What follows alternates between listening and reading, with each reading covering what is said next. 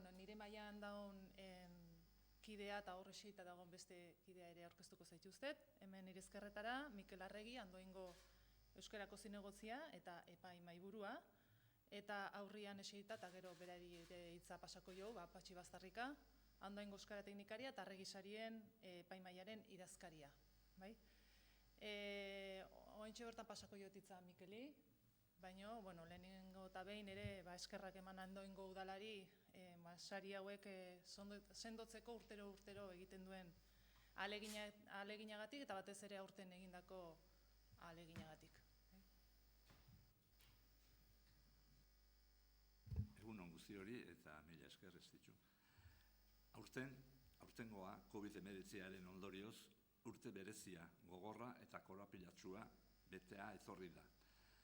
Nire lehenengo hitzak ezinbestez izan behar dute Andoaingo udalaren eta Rikardo Arregi kazetaritza sariaren izenean adierazteko COVID-19aren eraginez hil diren guztien ganako oroimena eta beren familikide eta lagunen ganako elkartasuna eta baita ere adierazteko gure eskerrona konpromiso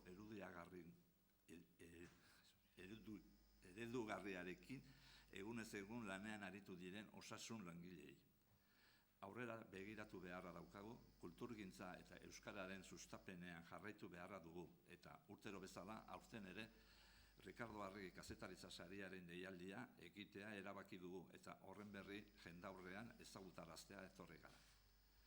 Horretxegatik, eskerrak eman nahi dizkizuet gure deiari erantzunez, ona etorri zareten kazetarioi eta streaming bidez jarraitzen ari zaretenoi. Eta nola ez, eskerrik zintzoena Eusko Jaurlaritzari, hizkuntz politikarako sailburuz orderitzari, Rikardo Arregi kazetaritza saria urtez urte babesteagatik. Aurten, Rikardo Arregi kazetaritza sariak 32 urte betetzen ditu. Iazko edizioan 30 urte bete ondoren berritu egin genuen saria. Aurten berrikuntzaileei eutsiko diegu eta espero dugu sendotu egingo dugula denon artean sari garrantzitsu hau. Sari hau garrantzitsua da euskararen sustapenerako eta euskal kazetariaren lana aitortzeko, baina sari hau garrantzitsua da kazetaritza guztiarentzako. Edozein delarik ere kazetariak erabiltzen duten hizkuntza. Euskarazko kazetariarentzat ona dena, ona baita kazetaritza guztiarentzat. Bai behintzat zintzotasunari eutsiz eta dekantasuna bilatuz egiten den kazetariarentzat. Euskara bizi berritzen jarraitzeko bitamina da modu honetako kazetaritzan biderakusle eta eredu izatea euskarazko kazetaritza. Helburu horren alde jarritako aletxoa izan nahi du kazetaritza sari honek. Zentzu horretan esango nuke aurreko 31 urteetako oinarri arauetan hitzez hitz esan denak jarraitzen duela bete-betean helburu izaten 32. urtean ere. Helburua hauxe da, hitzez hitz irakurrita.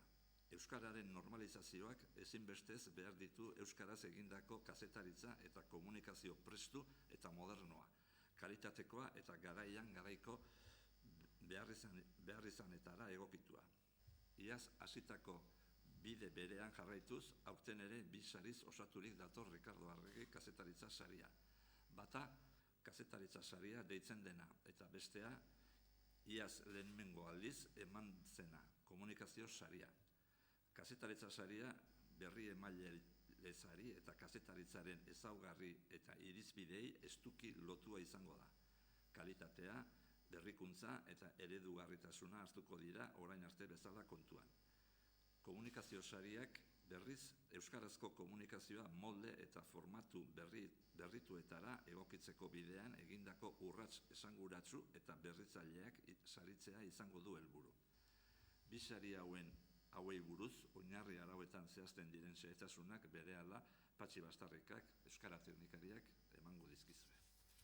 Nire aldetik, aurtengo edizioaren deialdi egiteko une honetan, mezu bat gustatuko litzaidake. Mezu bat ematea gustatuko litzaidake. Komunikazioaren munduan ikaragarri zabaldu da. Zabaldu da formatuetan, zabaldu da euskarrietan, zabaldu da moldeetan eta aldaketa horien guztien eskutik komunikazio hizkera berriak ere sortu dira. Importantea da, oso importantea, kazetaritza bere ezaugarri propioekin euskaraz ere sendotzea. Horregatik eusten diogu kazetaritza sariari. baina horrekin batera oso garrantzitsua iruditzen zaigu komunikazioaren formatu eta molde berri horietan ere euskarazko jarduna areagotzea eta sendotzea. Betiko prentsa, irrati eta telebistaren ondoan edozein eratako tramankuluak erabiltzen ditugu gaur informazio eta entrenamentua eskuratzeko, eta horiek guztiak euskaraz izatea ezinbestekoa dugu. Ezinbestekoa dugu bezala, sare sozialetan, webgunetan, publizitatean, interneteko modu bateko edo besteko komunikazio jardunetan euskaraz sortzea eta euskarazko eskaintza hedatzea.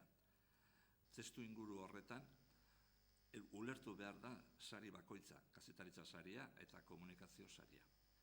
Euskara indartuko dugu gure bizimodua errazteko balio dugun neurrian, eta horregatik da premiazkoa herritarron eguneroko bizimoduan hain garrantzitsuak diren kazetaritza eta komunikazioan euskarazko sorkuntza, zabalkundea eta konsuma sendotu eta areagotzea.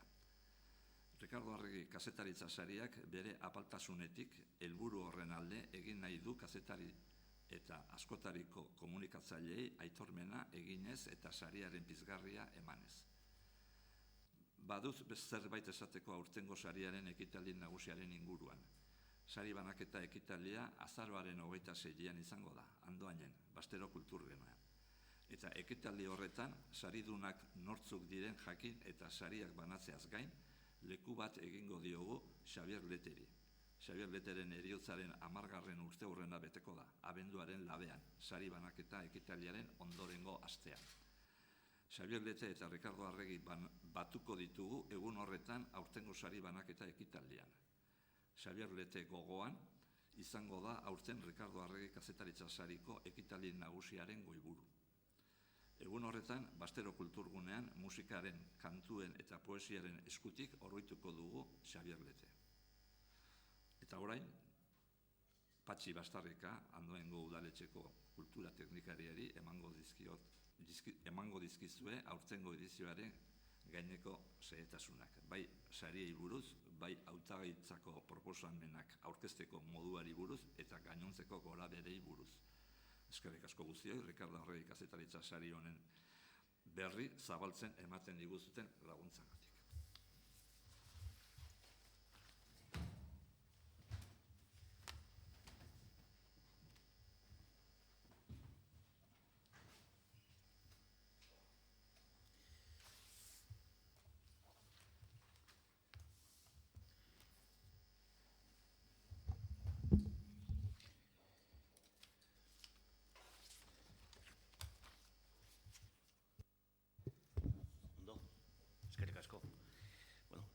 Egunon guztioi eta nik ere lehenengo hitzak eskerroneko hitzak izatea nahi nuke, ona etorri zareten guztiontzako, streaming bidez jarraitzen ari zareten ontzako, eta eskerrona, nola ez, Estibalitza Alkortari, Euskararen sustapeneko zuzendariari, Hizkuntza Politiko Sailburu ordetzatik, beste urte bat gehiagoan harrera hau egin digulako eta ematen diguten babesagatik.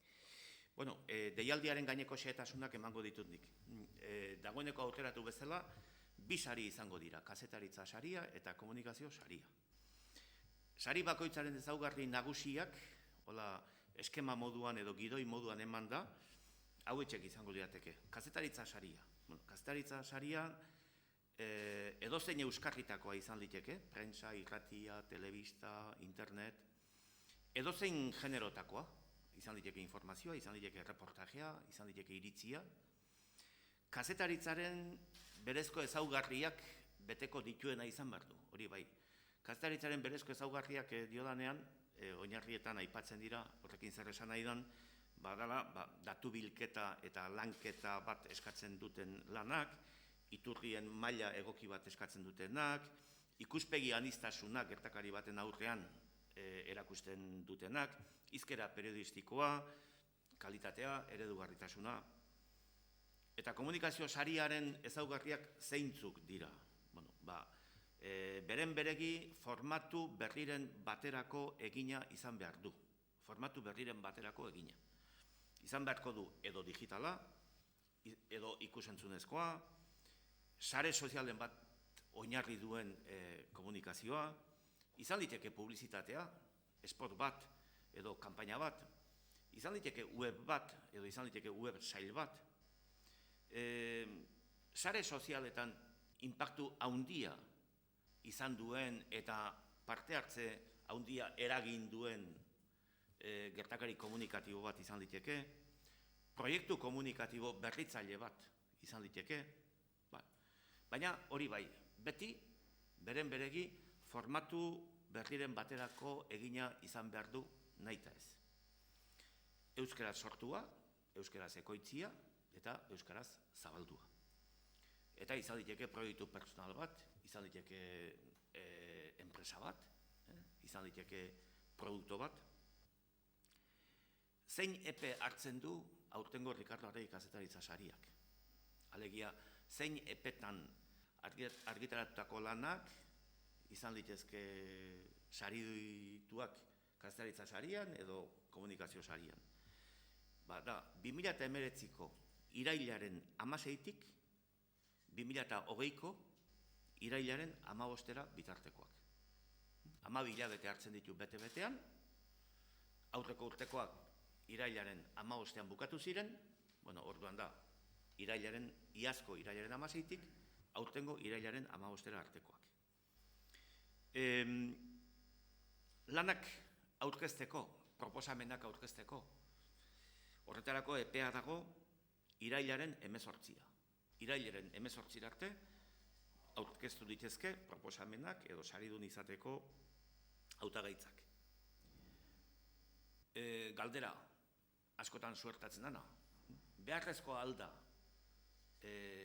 proposamena aurkeztea saria jaso ahal izateko. Ez da beharrezkoa. Epaimahaiak edozein kasutan bere lana egiten du, urtebete horretan, iazko irailaren 16tik aurtengo irailaren 15era bitarteko epe horretan, komunikazio saria edo kazetaritza saria zeinek edo zerk jaso dezaken bere jarraipena eta bere lana egiten du. Baina guk nahiko genuke aurkeztea proposamenak. Zergatik? Proposamenak aurkezteak berme bat dauka, eta da, proposamen hori seguru epaimahaiak aztertuko duela. Aurkezten diren proposamen guztiak eta bakoitza, horiek bai joaten direla epaimahaiaren azterketara. Iaz, esate baterako, dozenaka eta dozenaka proposamen iritsi ziren. Eta, epaimahaiarentzako horrek lan handiagoa suposatu zuen, baina hori ona da.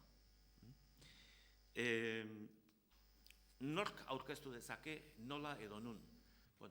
Edo proposamenak aurkeztu ditzake edo nork, alegia aurkeztu dezake batek bere burua, edo aurkeztu dezake, proposatu dezake beste norbait, aurkeztu dezake bere lan bat edo proposatu dezake beste norbaitek egindako lan bat, beti ere esandako epe horren barruan, eta zer egin behar du?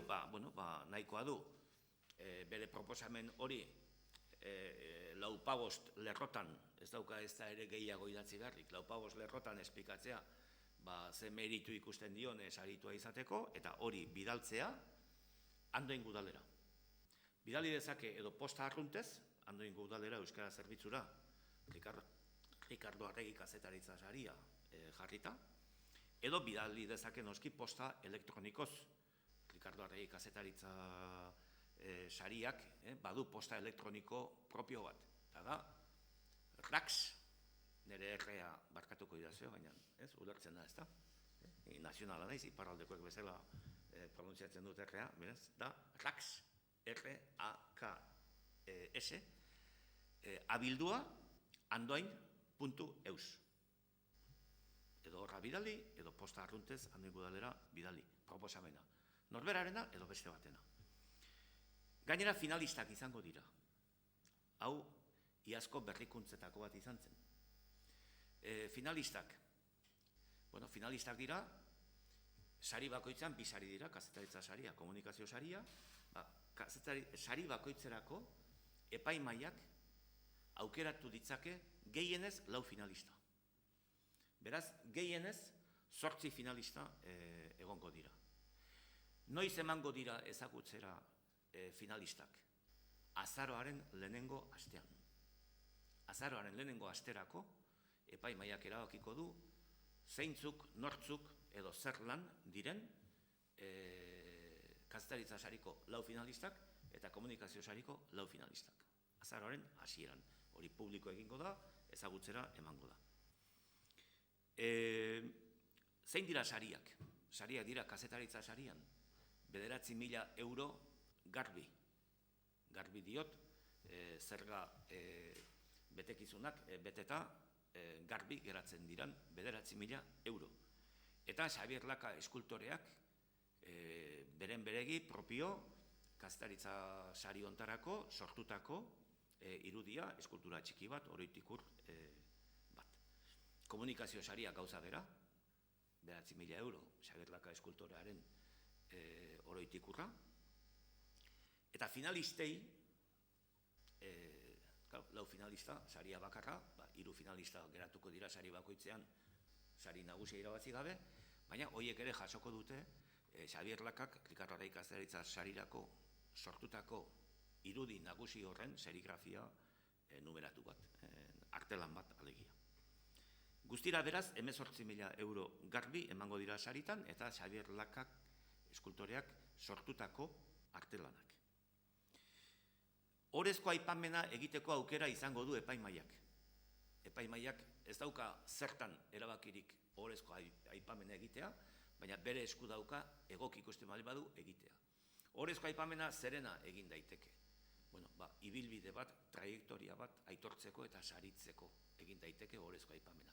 Hori da orezko aipamenaren helburua. Trajektoria bat aitortzea eta saritzea. Bukatzera noa. Lanak, proposamenak aurkezteko epea irailaren 18an bukatuko da. Saritua izateko produktuen lanen, proiektuen epea izan behar du iazko irailaren 16tik aurtengo irailaren 15 bitartean sortua zabaldua izatea. Finalistak erabaki eta ezagutzera emango dira azaroaren lehenengo astean. Eta sari banaketa ekitaldian jakingo da nortzuk diren saridunak, zeren saridunek ere ez dute jakingo nortzu diren saridunak ekitaldi horretara bitartean. 4 finalisten, sari bakoitzeko 4 finalisten nerbioengatik barkamena eskatzen dugu aldez aurretik. Egun hortan basterora sartzen direnean ez dutelako jakingo bere izango den edo ez sariduna, baina horrela izatea erabaki genuen eta horrela izanez jarraitu nahi dugu. Sari banaketa ekitaldia, Mikel Arregik esan duen bezala, azaroaren 26 iluntzean izango da Andoainen Bastero kulturgunean, eta aurten Xabier Lete gogoan izango du goiburu, justu urrengo astean, abenduaren 4an, izango delako Xabier Leteren heriotzaren 10. urteurrena. Honek esan nahi du, Xabier Lete eta Rikardo Arregiren uztardura hori, egun horretan, ekitaldi goxo eta berezi horretan egingo dela, Xabier Leteren musika, kantuak, poesia, gogora ekarriz eta agertaraziz. Eta epaimaia, azkenean erabakiak hartuko dituna saridunei buruz. Epaimaian daude perfil ugaritako kideak, hala nahi izan dugu, daude kazetariak, daude komunikazio ekintzen sortzaile eta sustatzaile ezagunak, edabidetako kolaboratzaileak, idazleak, perfil aldetik askotariko epaimaia da. Baina badute baita ere perfil komun bat, gehienak. Esandako gauza horietaz gain unibertsitateko irakasleak dira, bada Deustuko irakaslerik, bada Euskal Herriko unibertsitateko irakaslerik, bada Mondragon unibertsitateko irakaslerik, beraz, gutxienez hegoaldeko 3 unibertsitateetako irakasleak badira bertan. Guztiak dira euskarazko kazetaritza eta komunikazioa oso gertutik bizi dutenak, ez bakarrik ezagutu, baizik bizi ere bizi dutenak, aditu ezagunak dira, eta badira Euskadiko Autonomia Erkidegokoak, badira iparraldekoak, badira Nafarroakoak. Eta generoaren irizpidea ere kontuan hartu den irizpide bat da epaimaia osatzerakoan ikusiko duzuen bezala. Epaimaikideak dira Josi Nazio Basterretxea, Itxaro Borta, Aingeru Epaltza, Maite Goñi, Elisabete Larrinaga, Jon Muñoa eta Jon Sarasua. Eta epai maiburua da Mikel Arregi, Anoaingo alkate ordea eta Euskarako zinegotzia, oraintxe hemen hitza hartu duena, eta idazkari lanetan aritzea, niri tokatzen zait, bertako Euskara teknikari moduan. Eta bukatzeko esan, Rikardo Arregi Kazetaritzari sariari buruzko informazioa une oro eguneratuko dugula, sariaren webgunean. Baitago baita ere, ez bakarri posta elektroniko espezifiko bat, baizik baita ere webgune bat, Rikardo Arregi Kazetaritza sariaren historiko guztia, aurreko 31 urteetako historiko guztia jasotzen duena. Horren helbidea da, Rikardo Arregi Kazetaritza saria.eus. Hauxe nire aldetik guztia, eskerrik asko esti, eta zure eskutan estire egin usten zaitu. Azkenengo hitza. Bai. Bueno, azkenengo nire hitzak esan, gure ustez Rikardo Arregi saria aitortza bat izateaz gain pizgarri bat ere badela. Pizgarri bat kalidadezko kazetaritza eta komunikazioa sustatzeko, euskarazko kazetaritzan diharduten kazetariak zein edabideak motibatzeko. Esaten da une kritikoetan kazetaritzaren balioa gailentzen dela, ez? Une zailetan gizarteak datu zehatzak eta informazio zuzenak eskatzen ditu, eta une horietan ikusten da zer duen balio informatiboa eta zerk ez. COVID-19 inguruan bizi izan dugun krisia nolabaiteko testa izan da euskarazko komunikazio sistemarentzat ere, eta uste dut esan dezakegula emaitza positiboa izan dela, zentzu horretan. COVID-19 eraginez bizi izan dugun egoerak erakutsi digu euskarazko edabideek, publikoek zein pribatuek, badutela gaitasuna gure jakinahiak eta beharrak asetzeko. Hurbileko gure mundua zein mundu zabala azaltzeko gaitasuna erakutsi dute, eta gaina era osagarri batean. Euskarazko edabideen arloa zeharo aldatu eta eraberritu da Rikardo Arregiren garaitik hona. Lehen ez bezala, euskarazko kazetaritzak badu komunikazio talde publiko potente bat, telebista, irrati, zein internet bidez lehen mailako informazio zein entretenimendua eskaintzen duena, eta era berean, baditugu tokian tokiko informazio euskara hutsean lantzen duten komunikabideak ere. Badago egunero argitaratzen den egunkari bat euskara hutsean. Informazio orokorreko aldizkariak ere baditugu. Aldizkari espezializatuak edo berezituak, tokiko telebistak, tokiko egunkariak, irratikateak edota gero eta web atari gehiago euskaraz ere. Euskarazko edabide jakin dute unean egokitzen eta eraberritzen, eta horri esker eskaintza gero eta zabalagoa izan da. Rikardo Arregi Kazetaritza saria pizgarri bat izan dira, bilakaera hori sustatzeko, zalantzari gabe. Une honetan, euskarazko edabidek erronka handia dute aurrean, abiada bizian aldatzen ari den mundu berri batera egokitu behar dute, eta era egokian erantzutea nahi badugu, oso garrantzitsua izango da kazetari zein edabiden lana, publikoaren interesa eta konpromisoa eta erakundeen babesa. Azken arlo honetan sartzen dut Rikardo Arregi saria. Izan ere, etorkizun hurbilean ere oso garrantzitsuak izango dira horrelako pizgarriak. Izan dadila ba, Rikardo Arregi saria datorren euskarazko kazetaritzaren suspertzailea. Eskerrik asko. Oin, galderaik edo baldin badezu, hain da zuen txanda. Bai.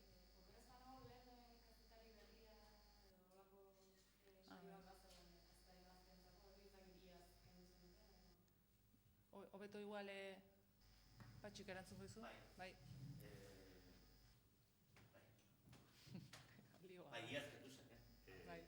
Hemen jartzen naiz, estiminaren kontua gara. Bai. Horregatik da. Baina iaz hori kendu zen, eta erabaki zen bisari hauek egitea. Aurreko urtean, kontuan eduki behar da, kazetari berria saria utzi geratu zen, esate baterako, ez? Eta, bueno, pentsatu genuen, ja, kazetari gazteak ere dagoeneko unibertsitatetatik eta, bueno, irtetzen direnak eta hortan zabiltzatenak gazte izanik, ja, profesional petoak daude. Hori sortu zenean orain dela urte asko, gauzak beste modu batera ziren, ez, baina Esti Alkortak esan duen bezala, zorionerako euskal kazetaritzan da komunikazioan gauzak asko aldatu dira, hobera asko egin dute eta besteak beste hobetu da ikaragarri profesionalei dagokienez, ez. 100 profesional hortan ari direnak eta pentsatu genen hobe genuela beste momentu kontari.